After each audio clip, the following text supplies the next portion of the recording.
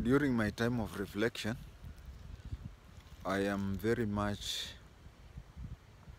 moved by these two gentlemen. Uh, a lot of times I think of positive people and negative people, because even thinking of negative people also builds me. It gives me an opportunity to learn how they are and not to practice as they are. And also, when I talk about good people, reflects me so that their good deeds affect me. I do not believe in average. Someone said an average person is a mediocre person. And the only time I've seen people being encouraged to be average is during my recruit days. You are saying that don't be ahead, don't be behind, be somewhere there, so that you just complete your course. And even when people start talking about your class, very few people can remember you.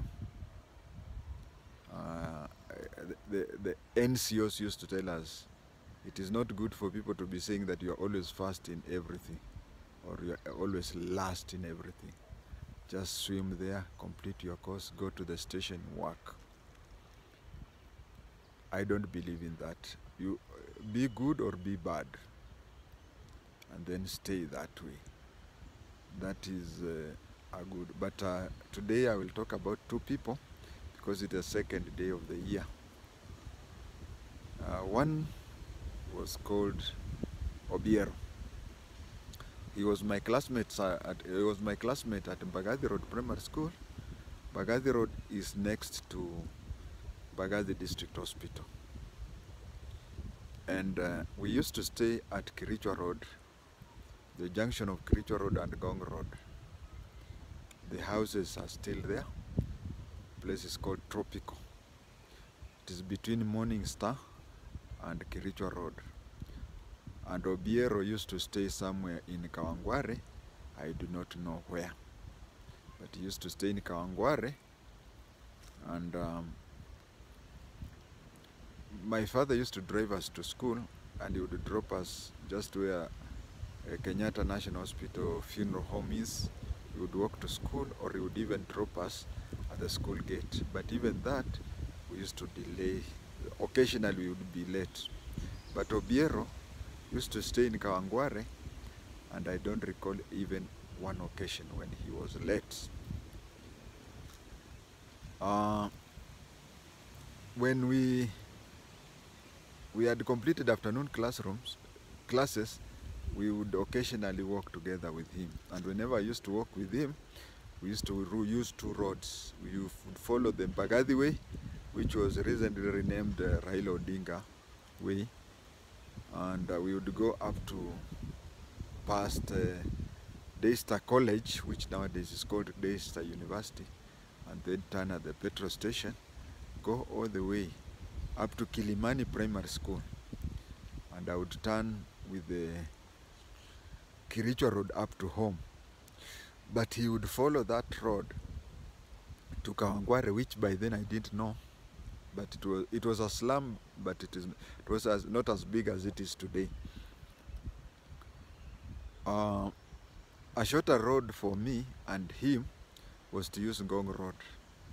But he used to insist that he uses Akwinkothek because he came from Game, and from where Akwinkothek is buried to his home area was just a walking distance. I think it also used to motivate him, because walking on that way and knowing that somebody from his home area would have a road named after him, I think that is what used to make him wake up early and walk quickly to school.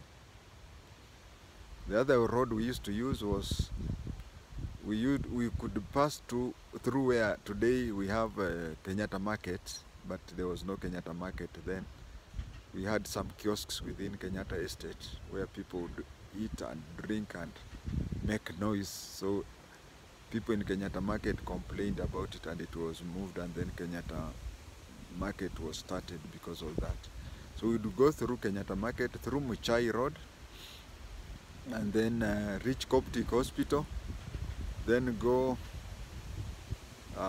there was a road near St. Nicholas. I think it is still there. There was a shortcut where St. Nicholas School is, and then you go and go to where Nairobi Women Hospital Hurlingham branch is, and then follow that.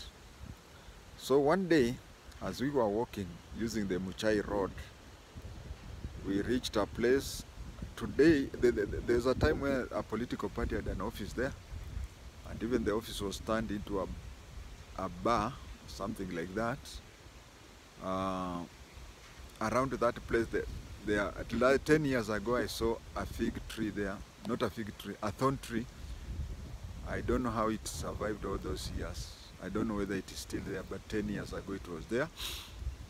Around there, he was telling me a story of how he was walking, and then looking down, he saw a coin, a shilling.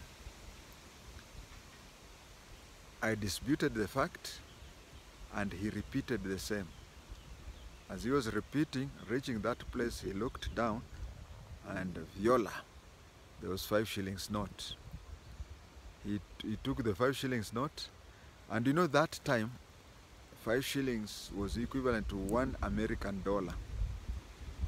Now, and then soda used to cost 90 cents, a loaf of bread 80 cents, and half a liter of KCC was 70 cents. So you can see that it was a lot of money. We went to Hurlingham, bought a lot of things, made merry with that 5 shillings, and I went home. A few days later, or a few weeks later, we were passing the same place. This time we were 3. Accompanying us was Moses Akweyo. Moses Akweyo was a son of a military man. His father was an army major at Army Headquarters, Hurlingham, which today is called DOD. But you see, DOD is on the other side near the Russian embassy. So this stage they call DOD is wrong, because that stage is Army Headquarters. So we used to walk there. We leave Moses Akweyo to go to the military camp, and we would take the Akwinkothek Road up to Kilimani Primary, and I would turn, and he would continue. So while we reached somewhere near Mimosa Court, Moses Akweyo remembered, because apparently Obiero had told him about what had happened. So Moses Akweyo wanted me to verify, and I told Obiero to repeat, and then Obiero repeated what he said. I was with James somewhere around here, and tulipokuwa tukitembea, nilipoangalia chini nikaona he saw 20 shillings note. He took that 20 shillings note, and that time 20 shillings was equivalent to 1 British pound. That is why, and it was blue in color, just like the 200 shillings today. That is why in Sheng, 20 shillings is called blue, or it is called bao. Bao is derived from the word pound. So how much is a pound today, sterling pound today? Imagine 3 standard 5 students getting Kenyan money equivalent to 1 sterling pound. We went to Hurlingham, spent that money, and had a merry. But I always remembered every time Obiero had my 1 shilling. 1 shilling is equivalent to a soda, because soda was 90 cents. And let's say a soda and 2 mandazis. I always remember, but I used to remember that he came from a slum in Kawangware. So I used to have a problem reminding him to pay. Then one day, it happened to me that I gained courage and told him, do you recall you have my 1 shilling? And Obiero looked at me with the tears streaming down his cheeks. He told me, why didn't you tell me the day I picked 5 shillings? I would have given you 1 shilling, and the 4 shillings you would have spent. Again, why didn't you remind me when I picked 20 shillings? I would have given you 1 shilling, and the 19 we would have shared, the three of us. Then it hit me then, and it still hits me now, of how Obiero was very selfless. He had a lot of money, we had their money, and ate equally. Not once, twice. When we joined Standard 6, we moved out of Adams, but again, he moved to another school, and I've never heard of him. It is good always to be considerate. The second lesson I want to give on the second day of the year is about somebody called Fanuel. When I completed Kiganjo and completed GSU and was freshly posted to Kapenguria, I later joined Special Branch, and I had to move out of the police quarters and stay at a slum called Aramakit. Actually, Aramakit is the original Kapenguria. It is only that the outlying trading centers became bigger and better than Aramakit. So when I was staying at Aramakit, or some people call it Aramaket, as I was staying there, I met somebody called Fanuel. He gave me his book called The Day of the Jackal. After reading it, when I returned it to him, he said, "No, you have joined the intelligence. This can be like a textbook to you." The young man, then he was a young man, because we were age mates, knew how to time. He knew how to time the time for eating. He knew how to time the time for especially eating. He would come at the right time. And there were occasions when I would want to tell him not to come because he was relying on my pocket, but I could not gain courage to tell him. Occasionally, I would avoid going to my house at 1 p.m. because I would want him to wait for me until he's tired so that I go there at around 3:30. And I would arrive at 3:30, and 3:35 he's there. And he would tell me, "Oh, thank God. Imagine today I was late."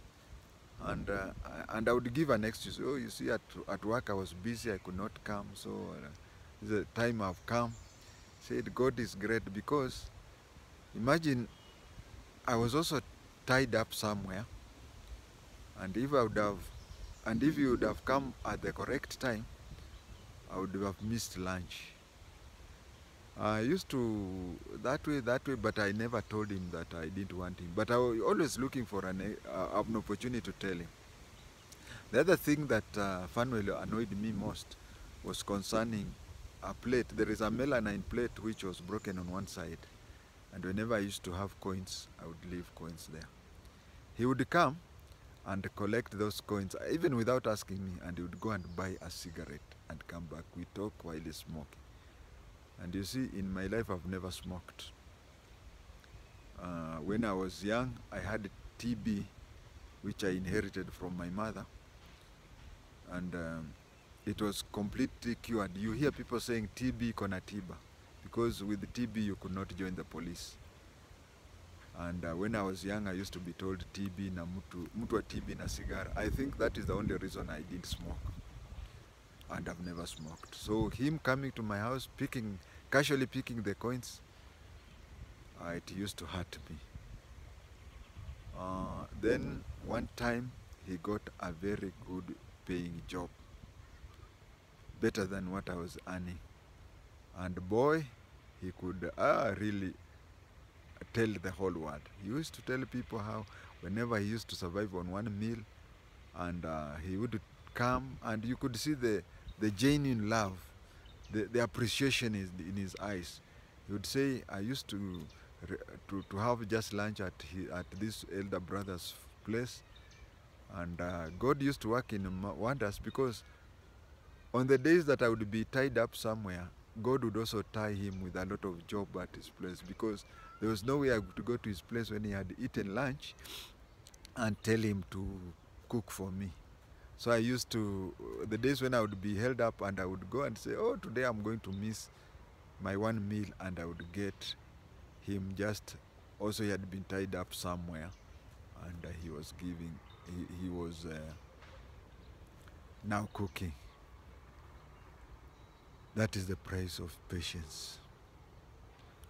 Anybody disturbing you, anybody who has been coming to your place for free meals, anybody who has, don't tell him, please be independent. Maybe the day you are telling him that, the following day God is going to open ways for him. And mark you, he will forget the 999 times you have done him good, but will always remember the one occasion you didn't do him good. Just persevere.